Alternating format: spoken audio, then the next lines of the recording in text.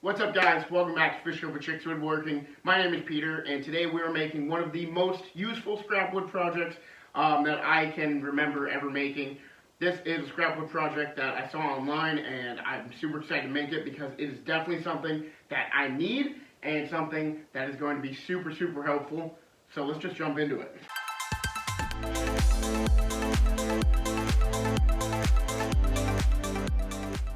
So all I'm using for this is a scrap piece of 1x3. It's about 4 feet long, so a little bit bigger than your average scrap, but that's fine. We're actually going to cut it down. So basically all we're going to do is measure out 16 inches, and we're going to cut 2 pieces at 16 inches, and that's all you need for the project. Alright, so now that we've got our 2 pieces at 16 inches long, we're going to go ahead and you're going to need your jigsaw and something to drill holes. I'm going to use the Forstner bit, so let's grab those two. First thing we're going to do is drill 4 holes, so we're going to mark out 4 evenly spaced holes on this piece and get those cut up. So like I said, this is 16 inches long. I've actually decided I want to make the holes about 3 inches apart each from the center of each hole. So we're going to cut these down to 15 inches, so we're actually going to use a little bit less. So I'm going to go ahead and do that. Alright, now they're at 15 inches. Those marks where the holes are all 3 inches apart. So we've got one at 3 inches, one at 6 inches, one at 9 inches, and one at 12 inches. We're only going to mark one piece of wood because we're not going to need to mark the other one, and you'll see why in a second.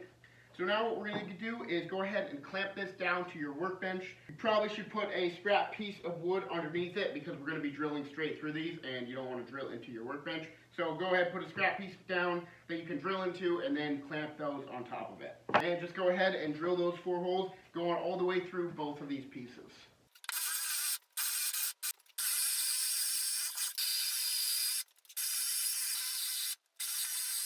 Alright, so we've got our 2 pieces with 4 holes cut in them each. And now what we're going to do is use the jigsaw and we're going to cut some slits into them. You're going to draw a line up from the side of one of the circles. And we're just going to cut a little slit basically right here. So there's an opening for this hole. And we're going to do that with every other. So only 2.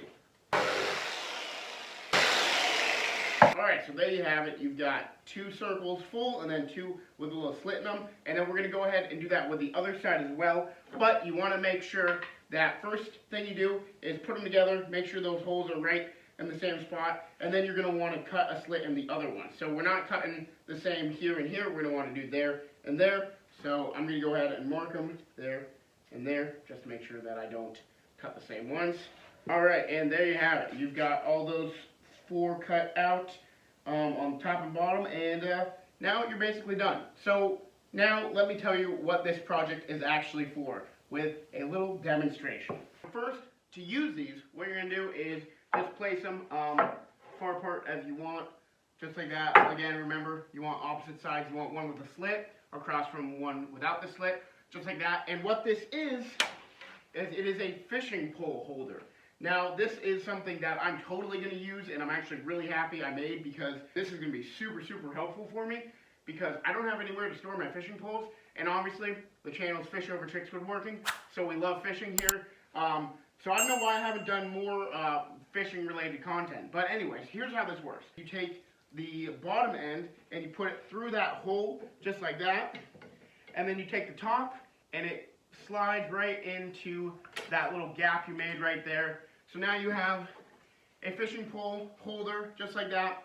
You can put these on your ceiling, you can put them on your garage door. That is how you make a fishing pole holder, and that is definitely the most useful scrap wood project I think I've ever made. I'm probably going to end up selling these on Etsy pretty soon. I'm sure you could definitely sell these for cheap and get a good amount of money off them. You know, maybe make them a little nicer, maybe don't make them with scrap wood, maybe make them with some hardwoods or something like that. Make them look really nice, stain them. But yeah, so that's going to do it for this video.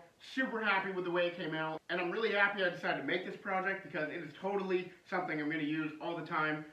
Maybe not right now in the winter because we're not fishing with these type of poles in Vermont right now. But definitely this summer I'll be using it a ton. That's going to do it for today's video, guys. Let me know if you like this video. Let me know if you're going to try it yourself.